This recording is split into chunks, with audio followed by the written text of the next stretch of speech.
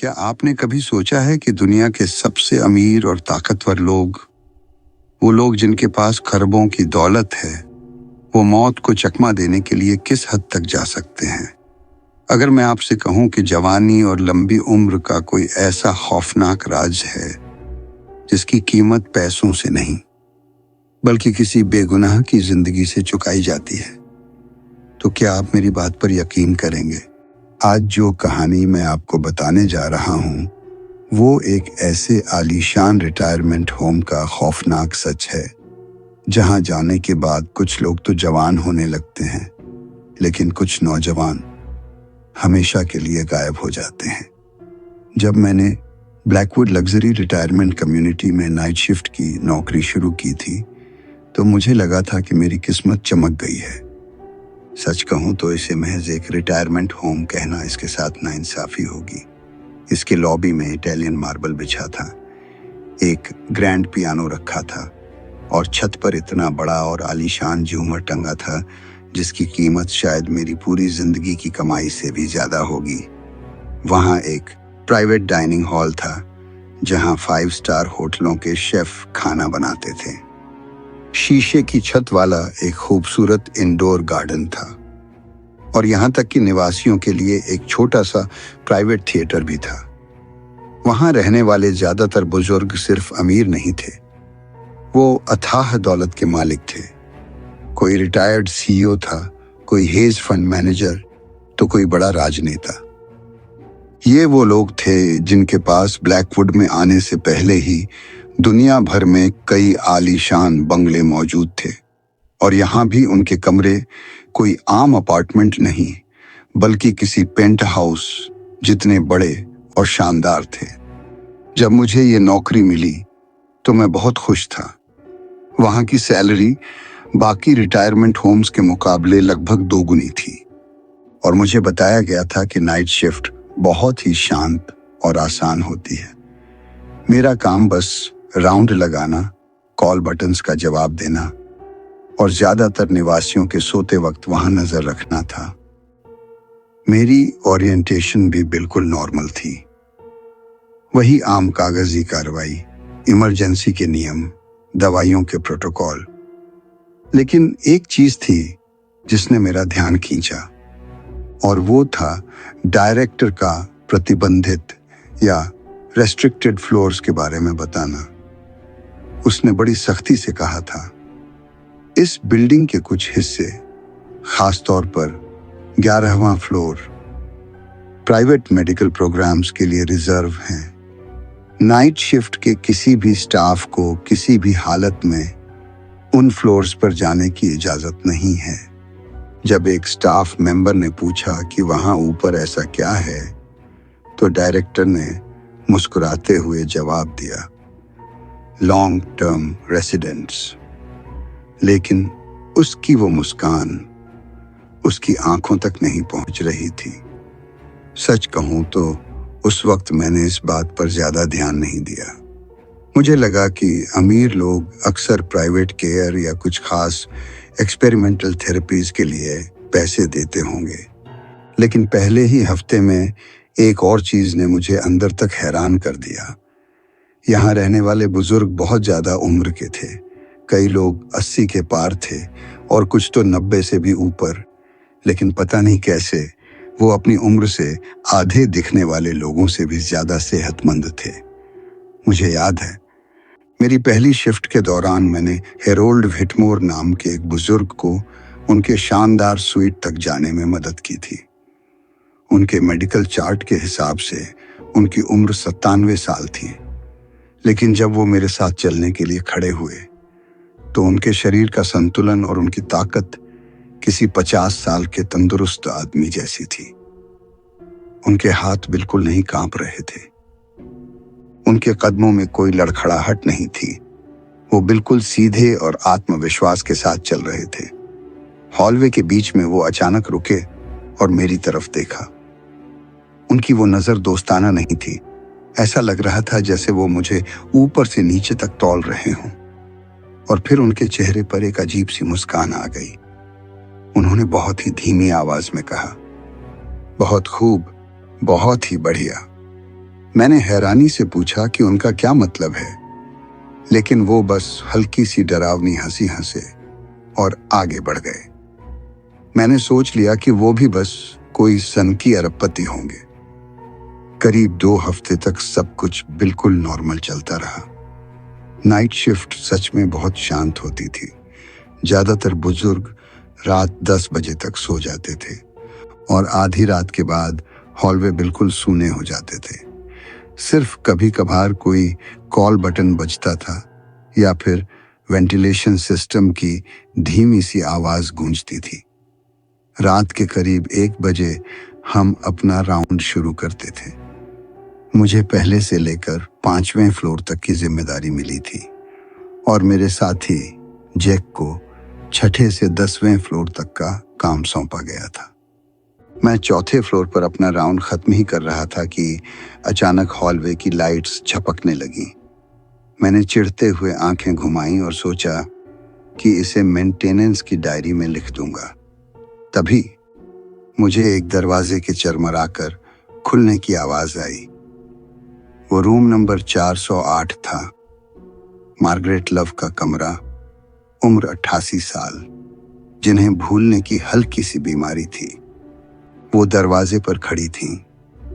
उन्होंने सिर्फ एक बात टॉवल लपेटा हुआ था और उनके बाल ऐसे बिखरे थे जैसे वो अभी अभी किसी गहरे सपने से उठी हों, और वो लगातार फुसफुसा रही थीं। Tick tock, tick tock, tick tock, एक बिल्कुल सटीक लय में। वो एकदम सीधे घूरती हुई एक एक कदम बढ़ाकर हॉलवे में आ गईं। मैंने बहुत ही नरमी से पूछा, मिसेस लव, क्या आप ठीक हैं? वो मुझसे कुछ ही दूरी पर रुकीं और मुझे घूरने लगीं। फिर उन्होंने अपनी गर्दन थोड़ी तिरछी की और पूछा, मेरी बारी कब आएगी?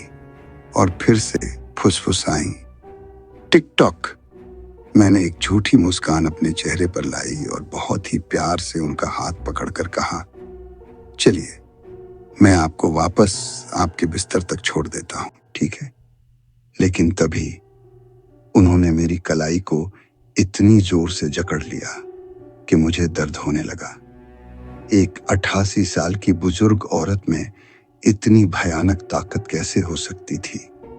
वो मेरे बिल्कुल करीब आईं और मेरी आंखों में गहराई से देखते हुए फुसफुसाईं, मेरे प्यारे पोते, तुम यहां क्यों आए हो? तुम्हें अभी के अभी यहां से चले जाना चाहिए।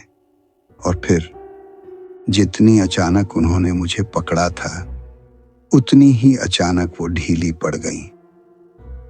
उनके चेहरे पर एक गहरी कंफ्यूजन आ गई। मैंने उन्हें वापस उनके बिस्तर पर लिटा दिया।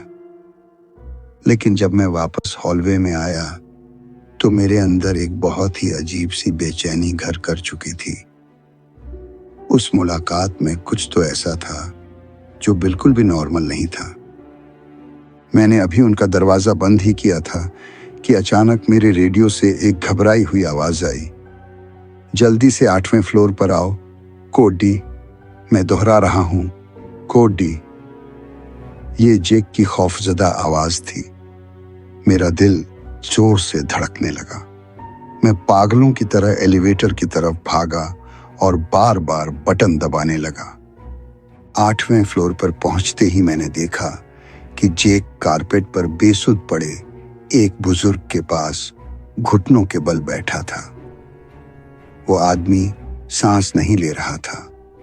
जेक ने तुरंत उसे सीपीआर देना शुरू किया। मेरे हाथ बुरी तरह कांप रहे थे। मैंने एम्बुलेंस को बुलाने के लिए अपनी जेब से फोन निकाला और 911 डायल करने ही वाला था कि तभी एलिवेटर के दरवाजे खुले और 2 आदमी बाहर निकले। वो कोई पैरामेडिक्स नहीं थे। उन्होंने डार्क नीले रंग के सादे स्क्रब्स पहने हुए थे, जिन पर न कोई लोगो था और न ही कोई नाम का टैग। उनमें से एक ने नीचे लेटे हुए उस बुजुर्ग को देखा और फिर जैसे ही उसकी नजर मेरे हाथ में पकड़े फोन पर पड़ी, वो अपनी जगह पर जम गया। उसने बहुत ही सख्त और ठंडी आवाज में कहा, इमरजेंसी सर्विसेज को कॉल मत करना, मैंने हकलाते हुए पूछा। क्या? वो मेरी तरफ बढ़ा और बहुत ही खौफनाक शांति से बोला, तुमने सुना मैंने क्या कहा? हम इस मामले को खुद संभाल लेंगे। उन्होंने उस आदमी को जमीन से उठाया और वापस एलिवेटर में ले गए। जेक और मैं पूरी तरह से सन्न रह गए थे। हम वापस ऑफिस की तरफ लौटे और रास्ते भर इसी बारे में बात करते रहे कि आखिर ये सब क्या था। हम अंदाजा लगाने लगे कि आखिर इन अमीर लोगों को कौन सी मेडिकल थेरेपी दी जा रही है। क्या ये दर्द कम करने का कोई अल्ट्रा एक्सपेंसिव तरीका है या कोई ऐसा एक्सपेरिमेंटल प्रोग्राम जो इंसानी ताकत को बढ़ाता हो।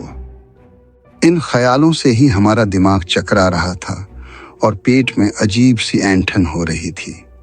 हमारी शिफ्ट खत्म हुई और हम पंच आउट कर रहे थे। तभी हमारी मैनेजर बहुत ही खामोशी से हमारे पास आई। उसने बहुत ही धीमी और सधी हुई आवाज में कहा, मुझे कल रात की घटना के बारे में पता चला। मिस्टर डेविडसन अब बिल्कुल ठीक और स्टेबल हैं। हमने राहत की सांस लेते हुए सिर हिलाया, लेकिन तभी उसने धीरे से कहा, जैक, क्या हम मेरे ऑफिस में चलकर इस बारे में थोड़ी तफसील से बात कर सकते हैं? जैक का चेहरा उतर गया और वो भारी कदमों से उसके पीछे ऑफिस की तरफ चला गया। वीकेंड के बाद मेरी अगली शिफ्ट थी, लेकिन जैक काम पर नहीं आया। उस रात मैं पहली बार पूरी तरह से अकेला था। वो रात बहुत ही डरावनी हद तक खामोश थी।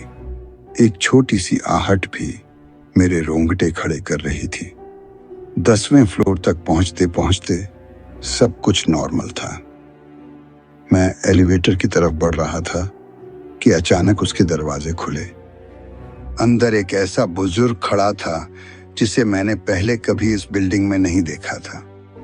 मैं जल्दी से उसकी तरफ बढ़ा ताकि वो कहीं भटक न जाए, लेकिन तभी एलिवेटर के दरवाजे फिर से खुल गए और मेरे सामने जो लिखा था उसे देखकर मेरा खून जम गया।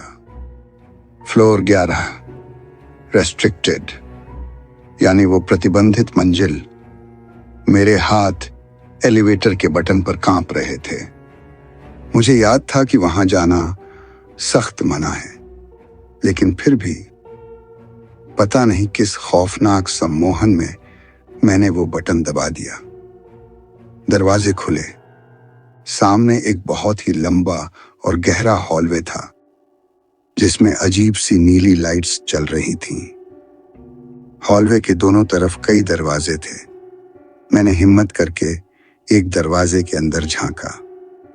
अंदर से आने वाली बर्फ जैसी ठंडी हवा ने मेरे चेहरे को सुन्न कर दिया और जो मैंने देखा उसने मेरे पैरों तले जमीन खिसका दी। अंदर लाइनों से मेडिकल बेड्स लगे हुए थे। उन बेड्स पर लेटे हुए लोगों के मुंह में मोटी मोटी नलियां घुसी हुई थीं। उनके हाथ पैर लोहे की भारी जंजीरों से बंधे थे। वो सब कोमा में थे। एक बेड पर एक बहुत ही जवान लड़की लेटी थी। उसके गाल बुरी तरह धंसे हुए थे और ऐसा लग रहा था जैसे उसके शरीर से जिंदगी का आखिरी कतरा तक निचोड़ लिया गया हो। तभी मुझे कदमों की आहट सुनाई दी।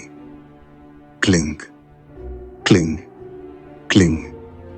मैं अपनी जान बचाने के लिए तुरंत पास वाले एक बेड के नीचे घुस गया और अपनी सांसें रोक ली। डर के मारे मेरी आंखों से आंसू बहने लगे। 2 आदमी उस कमरे में दाखिल हुए। वही डार्क नीले स्क्रब्स, बिना किसी लोगो या टैग के। उनमें से एक आदमी बेड के करीब आया। तभी एक बहुत ही भारी और खुरदरी आवाज कमरे में गूंजी, तो डॉक्टर, इनमें से कौन मुझे ठीक करेगा? डॉक्टर ने अपनी उंगली से इशारा करते हुए कहा, जैक मैथ्यूज, इसका शरीर आपके लिए एक परफेक्ट फिजिकल मैच है। जैक का नाम सुनते ही मेरी रगों में खून जम गया। डॉक्टर बहुत ही शांत और खौफनाक आवाज में आगे बोला, अगले कुछ दिनों में हम इसके शरीर का पूरा सत्व इसका पूरा एसेंस हार्वेस्ट कर लेंगे। उसे रिफाइन करके एक सीरम बनाया जाएगा और आपको इंजेक्ट कर दिया जाएगा। इसका असर दिखने में करीब 48 घंटे लगेंगे। वो खुरदरी आवाज वाला आदमी एक शैतानी हंसी हंसा। बेचारा लड़का मेरी सिर्फ 6 महीने की बेहतर जिंदगी के लिए अपनी पूरी जिंदगी का सौदा कर बैठा। डॉक्टर ने कहा, सर, उन्होंने खुद इसके लिए साइन अप किया था। वो इस बलिदान के बारे में पूरी तरह से वाकिफ थे। वो दोनों हंसते हुए उस खौफनाक कमरे से बाहर निकल गए। मैंने बाहर निकलने की कोशिश की, लेकिन मेरा पूरा शरीर सुन्न पड़ चुका था। मैं उस बेड के नीचे पड़ा रोता रहा, खौफ से कांपता रहा। उस खामोश कमरे में सिर्फ मशीनों की बीप और कोमा में पड़े लोगों के कराहने की भयानक आवाजें गूंज रही थीं। कुछ देर बाद मैं रेंगता हुआ बेड के नीचे से बाहर निकला और जैक के बेड की तरफ गया। मैं उसे ज्यादा नहीं जानता था, लेकिन मैं उसे इस हालत में नहीं छोड़ सकता था। मैंने उसकी नली को पकड़ा और उसे बाहर खींचने की कोशिश की। अचानक वो बुरी तरह कांपने लगा। उसकी आंखें खौफ से चौड़ी हो गईं। मैं नली खींचता रहा और वो दर्द से तड़पने लगा। उसकी हार्ट बीट मशीन पर बहुत तेजी से बढ़ने लगी। तभी कमरे में बहुत जोर जोर से बीप की अलार्म बजने लगी। मुझे बाहर से भारी कदमों की आवाजें आती सुनाई दीं। 4 आदमी कमरे की तरफ दौड़ रहे थे। मेरी सर्वाइवल इंस्टिंक्ट जाग गई। मैं अपनी जान बचाने के लिए पागलों की तरह एलिवेटर की तरफ भागा। मेरे पीछे दरवाजा जोर से टकराया और उन लोगों की गालियां हॉलवे में गूंज उठी। मैंने अपनी पूरी ताकत से एलिवेटर का बटन दबाया। दरवाजे खुले। तभी नीले स्क्रब्स पहने एक आदमी हाथ में सर्जिकल स्कैल्पेल लिए मेरी तरफ झपटा। मैं डर के मारे वहीं जम गया, लेकिन किस्मत से एलिवेटर के दरवाजे मेरे और उस आदमी के बीच बंद हो गए। मेरा दिल मेरी पसलियों को तोड़कर बाहर आने को बेताब था। एलिवेटर सीधे फर्स्ट फ्लोर पर आकर रुका। दरवाजे खुले और सामने मेरी मैनेजर खड़ी थी। उसके दोनों तरफ काले सूट पहने हुए 2 आदमी खड़े थे। उनके चेहरों पर एक अजीब सी डरावनी शांति थी। मैनेजर ने बहुत ही ठंडी आवाज में कहा, हमें बात करनी है। मैंने उन्हें धक्का देकर बाहर भागने की कोशिश की, लेकिन उन 2 आदमियों ने लोहे की दीवार की तरह मेरा रास्ता रोक लिया। प्लीज, कोई हंगामा करने की जरूरत नहीं है। बस मेरे पीछे आओ, हम इसका कोई ना कोई हल निकाल लेंगे। उसने एक खौफनाक मुस्कान के साथ कहा।